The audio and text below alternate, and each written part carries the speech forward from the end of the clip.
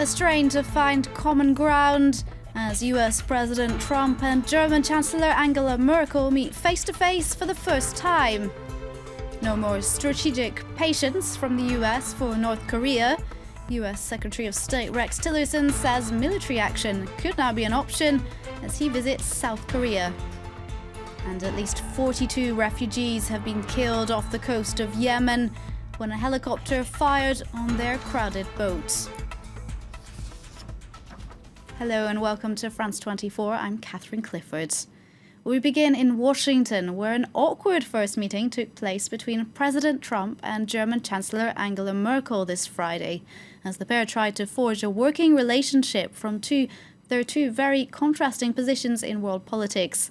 While both made efforts to play down their differences, their opposing views on trade, Russia and immigration made for some uncomfortable moments. Sharon Gaffney reports. A meeting of the two most influential leaders in the Western world. Cold weather had delayed an earlier visit and a frosty atmosphere prevailed as the President and the Chancellor posed for photos at the White House. Trump appeared to decline an invitation for a handshake. Proceedings then moved behind closed doors for talks on terrorism, the conflict in Ukraine and defence spending. Both said they wanted to see fair trade and a fair deal on NATO. I am a trader that wants to see good for everybody worldwide, but I am not an isolationist. The President underlined how important he thinks NATO is. It's of prime importance to us, as we said during our summit meeting in Wales. Germany needs to increase its spending in this area. Relations seemed to thaw later, with Trump making time for a joke at the expense of his predecessor. The president stood by his unproven claim that Obama wiretapped his phones, referring to US intelligence services reported monitoring of Mrs. Merkel's mobile in 2013. As far as wiretapping, I guess, by this past administration, at least we have something in common, perhaps.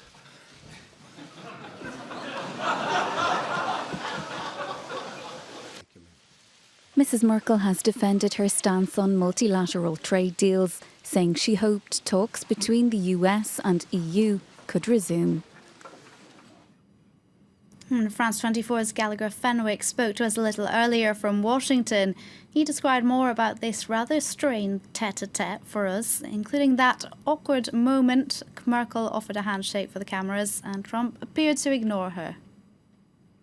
The meeting between US President Donald Trump and German Chancellor Angela Merkel was meant to paper over differences before a key meeting, another one, the G20, which will take place in Hamburg in July of this year. But sharp differences were very much in plain sight when those two stood side by side in the East Room of the White House for a joint press conference. Angela Merkel is a proponent of a strong European Union, which Donald Trump likes to call himself Mr. Brexit. On a number of other key issues, there were sharp differences, contrasts on NATO, on fighting against climate change, welcoming refugees.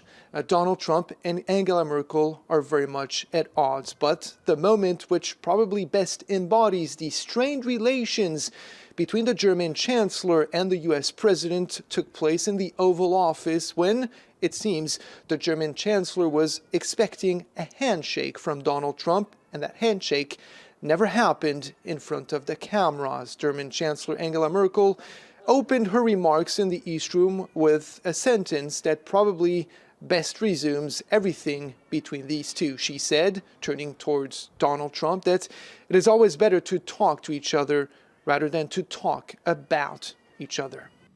The US's top diplomat has said the country's policy of strategic patience with North Korea is over and military action could now be an option. The tough comments come from the Secretary of State Rex Tillerson after Pyongyang's recent missile test. This says Tillerson visited South Korea during his first tour of Asia. He also defended Seoul's controversial missile defense shield. Yuka Royer reports. Rex Tillerson wasted no time. As soon as he set foot in South Korea, the US Secretary of State headed north on a Black Hawk helicopter towards the demilitarized zone, a highly symbolic destination. a strip of land 4 kilometers wide and 248 kilometers long, running along the 38th parallel north. The DMZ is the de facto border barrier that separates the two Koreas, and it's the most heavily militarized area in the world. The message from the US was far from diplomatic.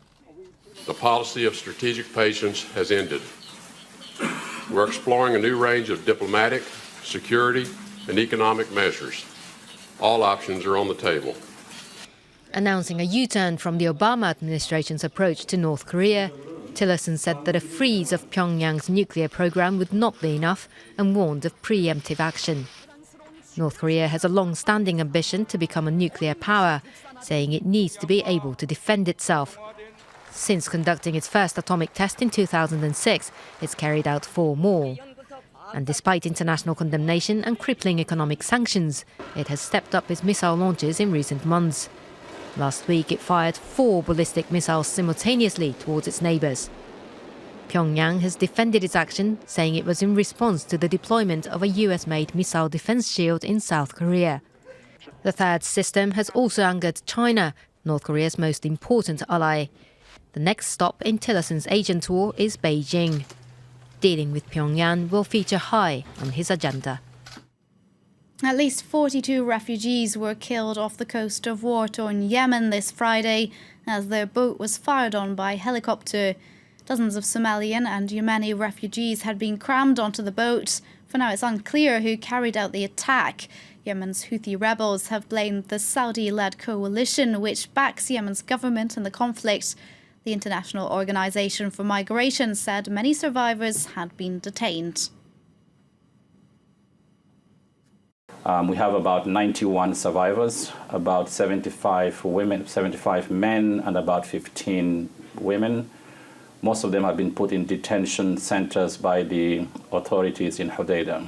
IOM team are providing now psychosocial support, medical support, food to them, and our medical team are providing those who need medical assistance as much medical assistance as possible. This is the first time, for the last time the conflict has been going, that we've had of such a blatant attack on innocent civilians, which is totally unacceptable to us. There must be a way they will have checked to know who is in that boat before firing on it. Israel has shot down a Syrian missile using its Arrow system designed to stop long-range ballistic missiles. These missiles were launched at Israeli jets after they raided sites within Syria. In a rare confirmation of a raid, the Israeli army said its goal was to destroy an advanced weapons convoy transferred to Hezbollah. Shirley Sitbon takes a look into this latest incident and previous suspected strikes. Here's tangible proof of the latest military confrontation between Israel and Syria.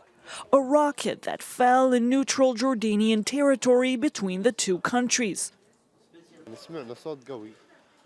At night, we heard a loud explosion in the sky and then heard something fall on the ground. We went outside the house and then we saw what had happened. Investigators believe the rocket is a Syrian S-200. Its goal was to strike down an Israeli jet, which had just bombed a Syrian military post. Syria says Israeli jets flying over Lebanon and into its territory targeted a military post between Homs and Palmyra. In a rare move, the Israeli army has confirmed its raid in Syria.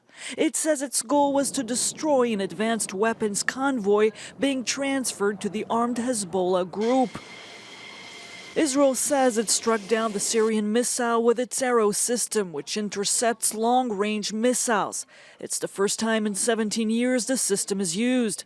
Israel denies that one of its jets was hit, as claimed by Syria. Its army has reportedly raided several times the Syrian territory, usually to destroy weapon shipments. Israel is concerned that with Bashar al-Assad staying in power, his ally Hezbollah would get more advanced weapons it could use against Israel.